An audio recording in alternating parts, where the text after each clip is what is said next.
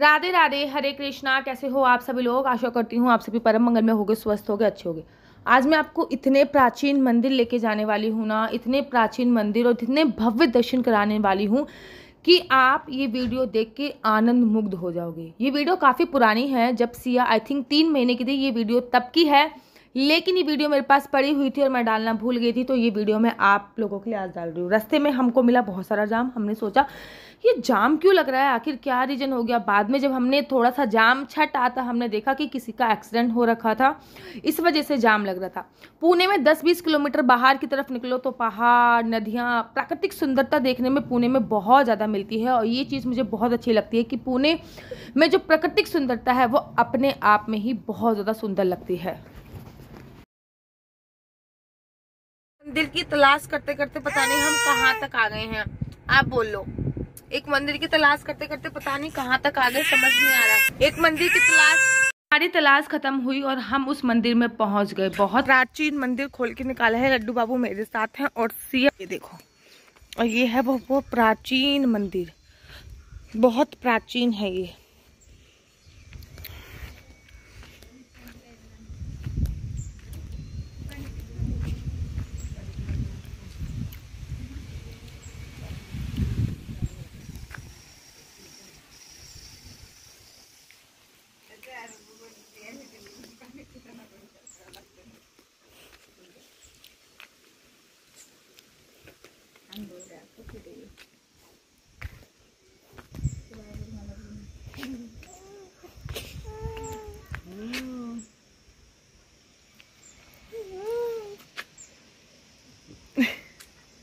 कहा ना, बहुत पहले की वीडियो है, तब मेरा वेट भी काफ़ी बड़ा हुआ था क्योंकि उसी टाइम पे सिया हुई थी। सिया इस टाइम पे 3-3.5 महीने की थी। आई थिंक ये फरवरी की वीडियो है और अगली फरवरी की।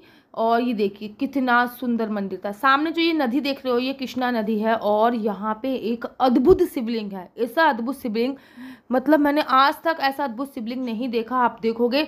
और नज़ारा इतना सुंदर था ना, इतना सुंदर था। हम लोग गर्मी में गए थे, काफ़ी गर्मी हो रही थी, लेकिन उसके बावजूद भी हमें बहुत अच्छा लग रहा था, बहुत आनंद की प्राप्ति होती। सोचिए अगर थोड़ा सा मौसम अच्छा होता, या फिर बरसात का मौसम होता, या फिर हल्की सी सर्दी होती, तो क्या ही नज़ारा होता। बहुत सुंदर मंदिर लग रहा था। और ना बहुत कम लोग इस मंदिर में आ रखे थे। मुझे समझ में नहीं आ रहा था कि मंदिर कहाँ पे है, एक्चुअली मंदिर कहाँ पे है, क्योंकि कोई पुजारी वगैरह नहीं था और यहाँ पे कोई गाइड वगैरह भी नहीं था। तो समझ में नहीं आ रहा था कि एक्चुअली मंदिर है कहाँ पे। हमें खोजने में भी बहुत टाइम लगा। मंदिर जब नंदी जी सामने दिख जाएं तब ये तो श्योर होता है कि भगवान शिव का ही मंदिर आने वाला है, लेकिन हमें समझ में नहीं आ रहा था कि मंदिर आखिर है कहाँ पे। हमने कुछ लोगों को इस गुफा के अंदर जाते हुए देखा। इस गुफा के अंदर कोई भी लाइट नहीं थी, कुछ भी नहीं था। और हम फर्स्ट टाइम जा रहे थे और इस गुफा के अंदर कोई भी आदमी नहीं था। मतलब जब हम गए तो हमने जाते हुए देखा कि कोई लोग इस गुफा के अंदर से निकल रहे थे। तो फिर फाइनली हम लोगों ने भी बड़ी हिम्मत करी, क्योंकि एक भी लोग हमें दिख ही नहीं रहे थे। एक लोग जब निकले, ये व्यक्ति निकले, तो हमें पता चला अच्छा रियल मंदिर यही है। हम लोगों ने इनसे कंफर्म किया, तो उसके बाद हम भी इस गुफा के अंदर गए। एक्चुअली बात ये थी, हमारे साथ बच्चे थे और लड्डू गोपाल था। अंधेरा बहुत था, कुछ भी नहीं दिख रहा था। फाइनली इस गुफा के अंदर गए। हमने देखा कि आखिर इस गुफा के अंदर क्या है। आप सोचिए, जमीन तल से भी बहुत नीचे ये मंदिर है। और इस मंदिर का नीचे रहने का एक कारण ये है कि यहाँ पर माँ कृष्णा नदी स्वयं भगवान शिव के दर्शन करने के लिए आती हैं, उनका अभिषेक करने के लिए आती है। हमारे बाद फिर कोई और भी आया और ये थी वो अद्भुत शिवलिंग जिसके दर्शन करने के लिए, जिनके दर्शन करने के लिए स्वयं आती है। एक छोटा सा केवल जाला दिख रहा था और पूरा मंदिर जो है, एक भी लाइट नहीं थी, केवल नेचुरल लाइट थी, वो था एक जाला। और चारों तरफ शालिग्राम जी लगे हुए थे और थोड़े से पुष्प लगे हुए थे। काफ़ी अंदर जाके शिवलिंग था और ये जल लहरी दिख रही थी आपको। माँ कृष्णा जी खुद इस शिवलिंग का अभिषेक करने के लिए आती हैं और ज़मीन तल से भी नीचे है ये। फिर उसके बाद मेरे हस्बैंड ने लाइट जलाई ताकि इस शिवलिंग के एटलीस्ट हम लोग दर्शन कर पाएँ। उसके बाद हमने शिवलिंग के दर्शन करे, जो कि मैं अभी आप लोगों को भी करा रही हूँ। और सच मानिए इतना अच्छा लग रहा था ना, मुझे इतना अच्छा लग रहा था, मैं आपको बता नहीं सकती। ऐसी शिवलिंग मैंने कहीं नहीं देखी जो ज़मीन से इतने ज़्यादा अंदर जाकर है। और साथ ही के साथ वहाँ पे कोई भी लाइट ना हो, कोई भी पुजारी ना हो, खाली भक्त और भगवान हो। अभी मैं आपको वो सीढ़ियाँ भी दिखा रही हूँ जिस सीढ़ियाँ को उतरकर हम लोग नीचे आए थे, और अब हम फाइनली पूजा अर्चना वंदना करने के बाद उन सीढ़ियों के सहारे वापस ऊपर गए थे। क्योंकि जो हमारे साथ आए थे वो तो पहले चले गए थे, हम कुछ देर मंदिर प्रांगण में रुके थे और उसके बाद ऊपर गए थे। और सच मानिए मेरा मन जो था ना आज मग्न मुग्ध हो गया था, बहुत सुंदर लग रहा था मुझे, बहुत ही ज़्यादा सुंदर। साथ में ये मछली यहाँ पे विश्राम करी थी, और यहाँ का जो व्यू था जब हमने पता करा ये कृष्णा नदी है, कहाँ से आ रही है, ये महाबलेश्वर से आ रही थी कृष्णा नदी। महाबलेश्वर में कृष्णा नदी का उद्गम स्थल है, तो वहीं से ये कृष्णा नदी आ रही थी। मेरे को एक चीज़ समझ में नहीं आई, जो उद्गम स्थल है हमने वो भी देखा था, बहुत छोटा सा उद्गम स्थल था, और कृष्णा नदी इतनी विशालकाय कैसे हो गई।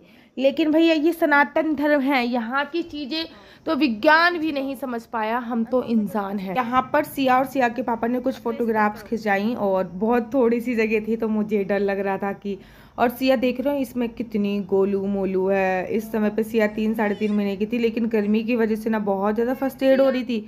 इसको गर्मी बिल्कुल भी बर्दाश्त नहीं होती, 3 महीने की थी पूरी।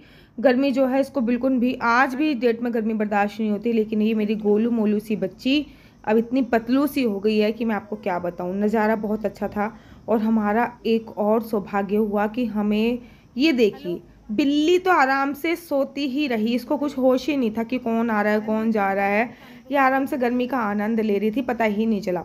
सब कुछ हो गया, और लास्ट में हमारे को नंदी पे नज़र गई, और मतलब पहली नंदी पे नज़र चली गई थी, लेकिन मुझे पता है कि नंदी के मुख में हमेशा कुछ ना कुछ मांगते हैं।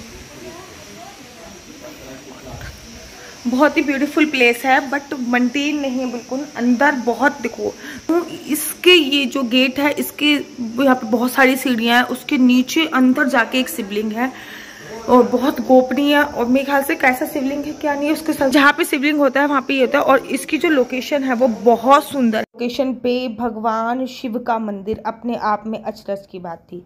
लेकिन गर्मी बहुत होने के कारण सिया फर्स्ट एड हो रही थी और बार बार आवाज़ लगा रही थी। आप वीडियो में कभी कभी सिया की आवाज़ भी सुनोगे। ये कहीं कहीं पे मैंने वॉइस ओवर दिया, कहीं कहीं पे नेचुरल लोग हैं यहाँ पे। और ये विशाल सा घंटा दिख रहा है आपको, कितना विशाल घंटा है ये टंगा घंटा, बहुत विशाल।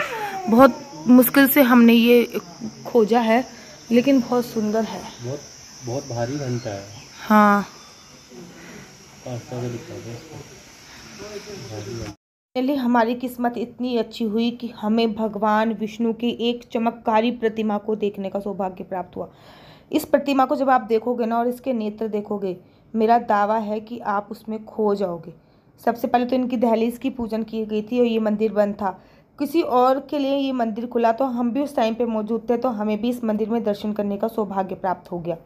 फटाफट से भाग के हम उनके पीछे चले गए, लेकिन उस मंदिर में बारी बारी एक एक दो दो करके लोग जा रहे थे, क्योंकि मंदिर प्रांगण वो बहुत छोटा था। और भगवान विष्णु की जो प्रतिमा थी ना, वो इतनी सुंदर थी ना, इतनी सुंदर थी, और बहुत ही पुरानी प्रतिमा थी। यहाँ पे एक बेल का वृक्ष था जो कि बिल्कुल सूखा पड़ा था, तो वो सूखा पड़ा था, उसकी भी एक कथा है, वो मैं आपको आगे बताऊंगी। यहाँ पे हमने अपने बाल गोपाल लड्डू गोपाल जी को रखा, क्योंकि मंदिर प्रांगण था। और उसके बाद फिर मैंने मत्था टेका, उसके बाद लड्डू गोपाल जी को उठाया और मैं पहुँच गई एक भव्य मंदिर के अंदर दर्शन करने। यहाँ पे भी नेचुरल ही लाइट थी, अर्थात पूरी तरफ से अंधेरा था। अंधेरे में ही तो इस मंदिर का जो लोकेशन है वो देखने लायक था। चारों तरफ से अंधेरा हो और आपको भगवान के नेत्र, पहले तो लड्डू गोपाल को मैं दर्शन करा रही थी, चारों तरफ से अंधेरा आप देख रहे हो। इस मंदिर में कहीं भी लाइट नहीं है, या मैंने फ़ोन की फ्लैश जला के मैं आप लोगों को दिखा रही हूँ, और भगवान के सुंदर से नेत्र आपको देखने को मिल जाए। ऐसा लगता है ना कि चमत्कार हो गया हो। मैंने भगवान के दर्शन करे उस टाइम पे, मेरे ख्याल से मेरी प्रेगनेंसी को 3 महीने हुए थे, और यहाँ पे नेचुरल लाइट दे रखी थी, और भगवान की जो नेत्र हैं, ऐसा लग रहा था मुझसे कुछ बोल रहे हैं। मैं समझ नहीं पा रही थी कि क्या बोल रहे हैं क्या नहीं बोल रहे हैं, और मैं खुशी के मेरे आंसू, ये आप समझ लीजिए, बस निकलने को ही हो रहे थे। बहुत सुंदर प्रतिमा जो थी वो मुझे दर्शन करने को मिले थे। यहाँ पे बेल चढ़ाई हुई थी, बेल चढ़ाने से वहाँ भगवान को बेल चढ़ाने से वहाँ पे जो बेल का वृक्ष सूखा हुआ है, वह बेल का जो वृक्ष है वो हरा भरा हो जाएगा। और इन भगवान के नेत्र देखकर मैं मगनमुग्ध हो गई। लेकिन मैंने आपसे बोला ना, कोई मेंटेन नहीं था, क्योंकि गवर्नमेंट के अंदर नहीं आता, इसलिए मेंटेन नहीं था। लेकिन भगवान की ऐसी प्रतिमा देखना ही अपने आप में बहुत सौभाग्य की बात है। वो बेल का जो झाड़ है ना, यही झाड़ है बेल का। हाँ वो शुद्ध है बोलते। त्याने काय म्हणतात की विष्णूवरती तुम्ही बेल पत्र करा। हाँ, ते जसंच्या तसं झालं पाहिजे म्हणून बेल व्हायचं। ये जो झाड़ है ना, जितना चाहिए इसके उसके वो डाल दे उसका पत्ता। मतलब इस झाड़ का बेलपत्र इस पे चढ़ाया जाता है। इस वैसा नहीं, अब ये शुद्ध है ना। हाँ, तो इसका बेलपत्र उसके ऊपर डालने के बाद अच्छा होगा, इसलिए डालते हैं। अच्छा ये मान्यता है। अच्छा अच्छा, ये कितने साल पुराना मंदिर है अंकल? 700 वर्ष। 700 वर्ष। ये स्वयंभू प्रकट मूर्ति स्वयंभू है। स्वयंभू प्रकट, और वो शिवलिंग भी स्वयंभू प्रकट है। और वो नदी है कोई सी? कृष्णा नदी। अच्छा कृष्णा नदी।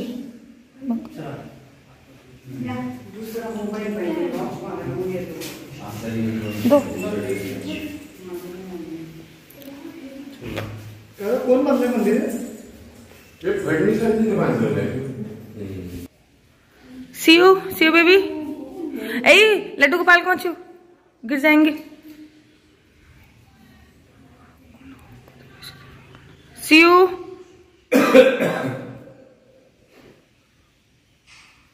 मेरे को नेत्र बड़े अच्छे लगे, उनका बीबी मेरे माइंड में ये वो चल रहे हैं को बारे में आज भी याद करती हूँ मैं, और आज भी मेरे मन में कुछ कुछ होने लगता है वो नेत्र याद करके। वो नेत्र इतने अद्भुत थे। 700 साल पुराना मंदिर था। किधर से? अब मैं ना श्री कृष्ण जी को, अपने लड्डू गोपाल को नहलाने जा रही हूँ कृष्णा नदी में। गर्मी बहुत ज़्यादा हो रही है।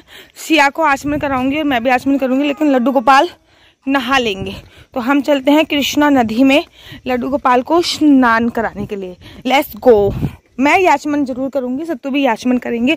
जो अभी मैंने शिवलिंग दिखाई थी वो भी स्वयंभू प्रकट थी, और ये विष्णु भगवान की जो प्रतिमा है वो भी स्वयंभू प्रकट है।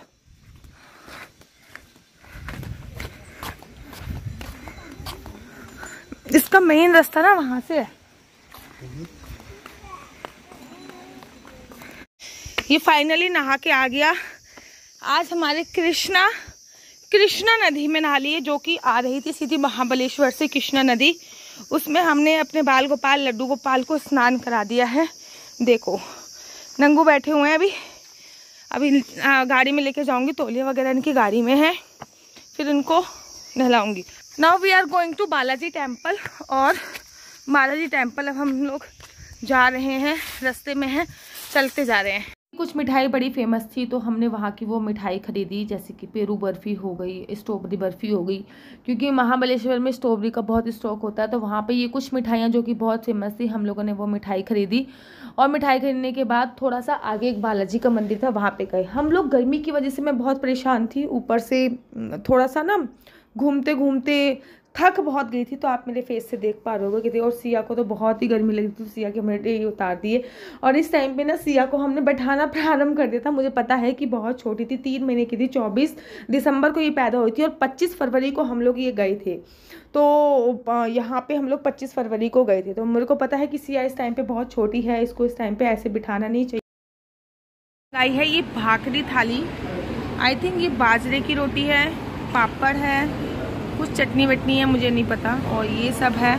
ये है भाकरी थाली। राइस भी लिखे थे उसमें, राइस का है। लड्डू गोपाल के लिए है लस्सी।